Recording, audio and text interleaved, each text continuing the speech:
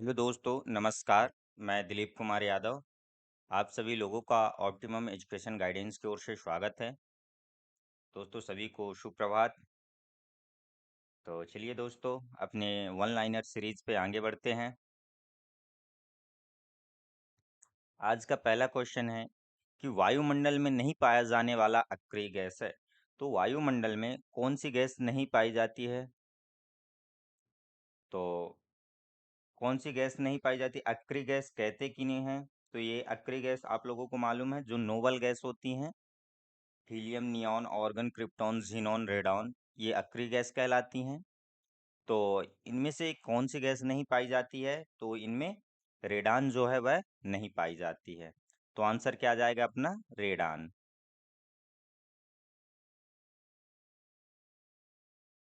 अगला है गुब्बारों में उपयोग होता है।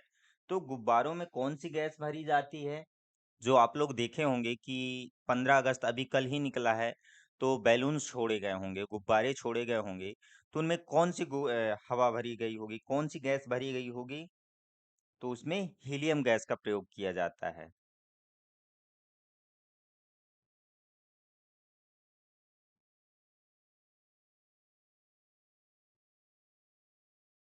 अगला है फोटोग्राफी में उपयोग होता है। तो फोटोग्राफी में किसका प्रयोग किया जाता है? तो सिल्वर ब्रोमाइड का।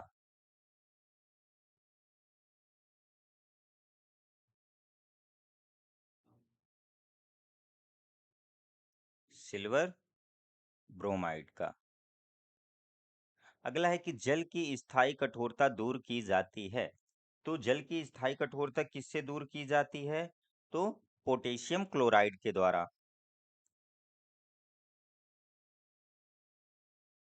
पोटेशियम क्लोराइड के द्वारा।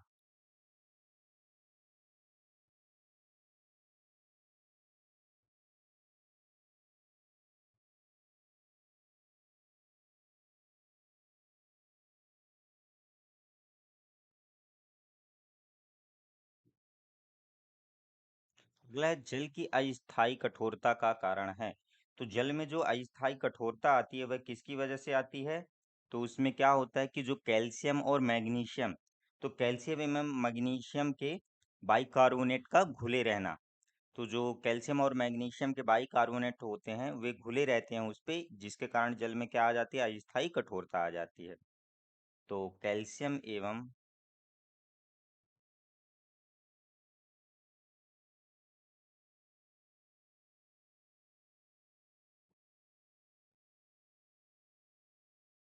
मैग्नीशियम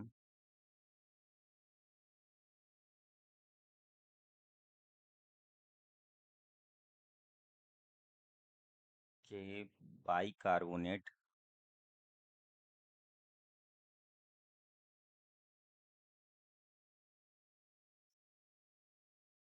का घुले रहना।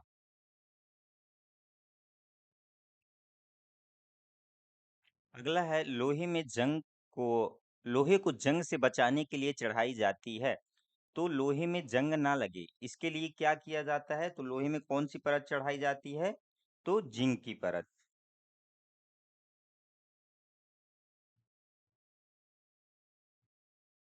जिंक की परत। अगला है विद्युत का सबसे अच्छा सुचालक है। तो विद्युत का सबसे अच्छा सुचालक कौन होता है? तो सबसे अच्छी सुचालक धातु कौन सी? चांदी। अगला है कृत्रिम वर्षा के लिए प्रयोग में लाया जाता है। तो कृत्रिम वर्षा के लिए किसको प्रयोग में लाया जाता है? तो कृत्रिम वर्षा के लिए सिल्वर आयोडाइड का।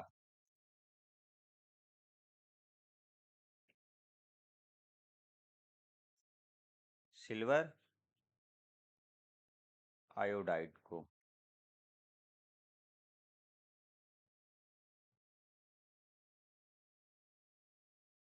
अगला है लोहे, निकिल एवं क्रोमियम के मिश्र धातु हैं। तो जो लोहा, निकिल और क्रोमियम की मिश्र धातु क्या कहलाती है? Stainless steel.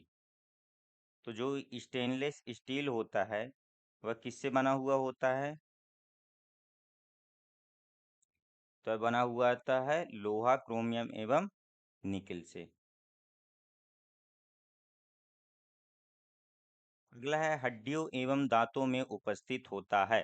तो हड्डियों और दांतों में क्या पाया जाता है? तो कैल्शियम एवं फॉस्फेट, कैल्शियम फॉस्फेट पाया जाता है।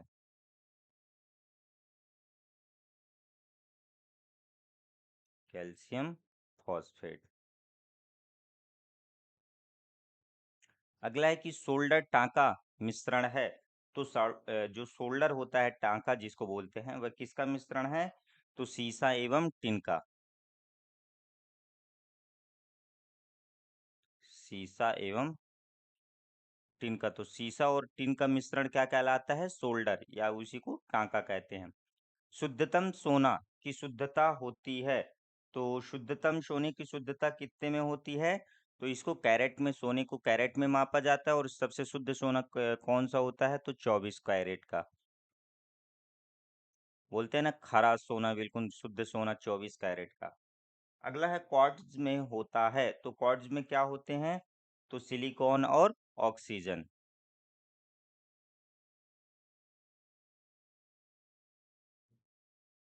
सिलिकॉन और ऑक्सीजन।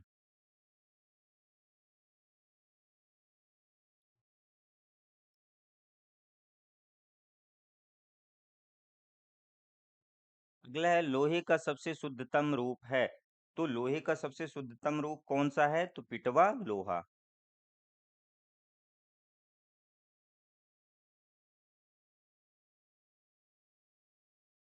पिटवा लोहा। अगला है सबसे कठोर पदार्थ है। तो सबसे कठोर पदार्थ कौन कहलाता है? तो हीरा। प्राकृतिक रबर बहुलक होता है। तो प्राकृतिक रबर किसके बहुलक होते का बहुलक कौन होता है? तो आइसोप्रीन। आइसोप्रीन। अगला है कि मानव द्वारा संश्लेषित पहला रेशा था। तो मानव ने सबसे पहले किस रेशे को बनाया था? तो सबसे पहले बनाया था किसको? नायलॉन को।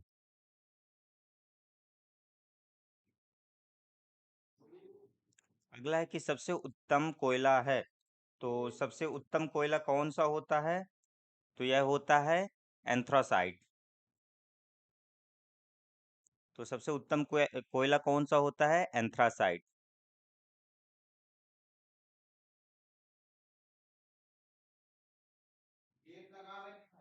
यहाँ ये सबसे पहले ये कितने परसेंट पाया जाता है? तो जो एंथ्रासाइट होता है, यानी इसमें कार्बन की जो परसेंटेज होती है, वह 96% हो जाती है। ठीक। अगला है सबसे हल्की धातु है। तो सबसे हल्की धातु कौन सी होती है? तो यह होती है कौन सी? लिथियम।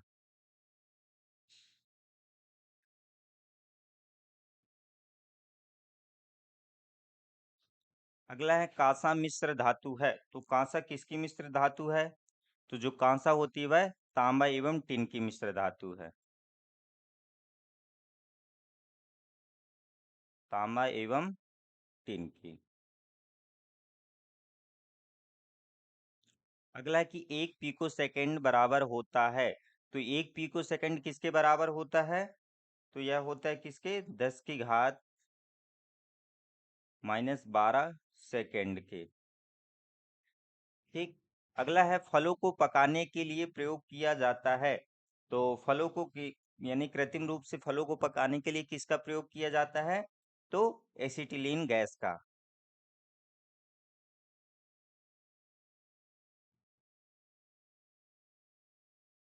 एसिटिलीन गैस का।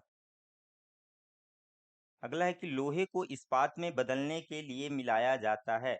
तो जो लोहा होता है उसको इस्पात में बदलने के लिए क्या मिलाया जाता है? तो निकेल धातु।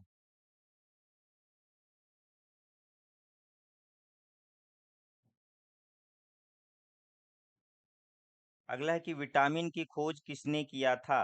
तो विटामिन की खोज किसने किया था? तो फंक ने किया था।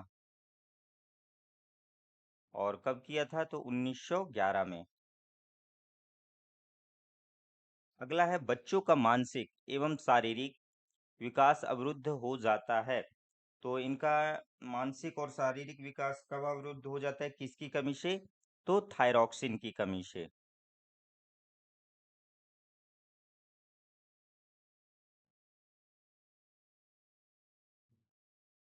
थायरॉक्सिन की कमी से। अगला है कि रक्तचाप मापने वाला यंत्र है, तो जो ब्लड प्रेशर मापते हैं, तो ब्लड प्रेशर किससे मापते हैं? तो स्फिग्मो मैनोमीटर के द्वारा। स्फिग्मो मैनोमीटर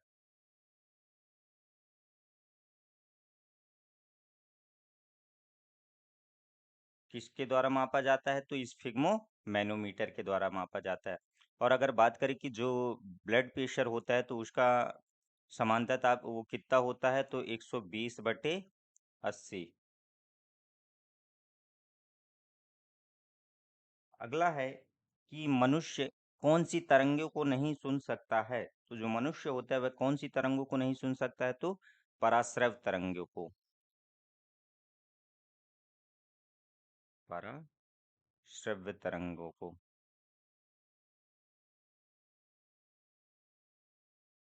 अगला है कि वायुमंडल में नाइट्रोजन कितने प्रतिशत है? तो वायुमंडल में नाइट्रोजन कितने परसेंट पाई जाती है? तो 78%।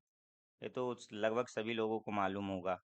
अगला है कि कैमरा, दूरबीन के लेंस, विद्युत बल्ब तथा धूप चश्मा में प्रयोग होता है। तो जो कैमरा हो गया, दूरबीन के लेंस हो गए, विद्युत बल्ब हो गए, धूप चश्मा हो गई, इनमें कौन सा कांच का प्रयोग किया जाता है? तो इसमें किया जाता है कौन सा? फिलिंट कांच का। फिलिंट कांच का। फ्लिंट कांच का प्रयोग। ठीक। अगला है पारा, तांबा तथा एल्यूमीनियम के प्रमुख अयस्क हैं। तो पारा, तांबा और एल्यूमीनियम ये किसके प्रमुख अयस्क होते हैं? सॉरी, इनके कौन है प्रमुख अयस्क? तो है सिनेबार हो गया, क्यूप्राइट हो गया तथा बॉक्साइट। कौन कौन से हैं? सिनेबार और क्यूप्राइट तथा बॉक्साइट। अगला है कैल्शियम, पोटेशियम तथा कैडमियम का प्रमुख अयस्क है। तो कैल्शियम, पोटेशियम तथा कैडमियम के प्रमुख अयस्क कौन कौन से हैं? तो जो कैल्शियम और पोटेशियम और उनके प्रमुख अयस्क कौन कौन से हैं? डोलोमाइट, डोलोमाइट और नाइटर। डोलोमाइट हो गया, नाइटर हो गया और एक और कौन सा? ग्रीनोकाइट। तो आज के लिए बस इतना ही। मिलते हैं नेक्स्ट वीडियो में नए क्वेश्चनों के साथ।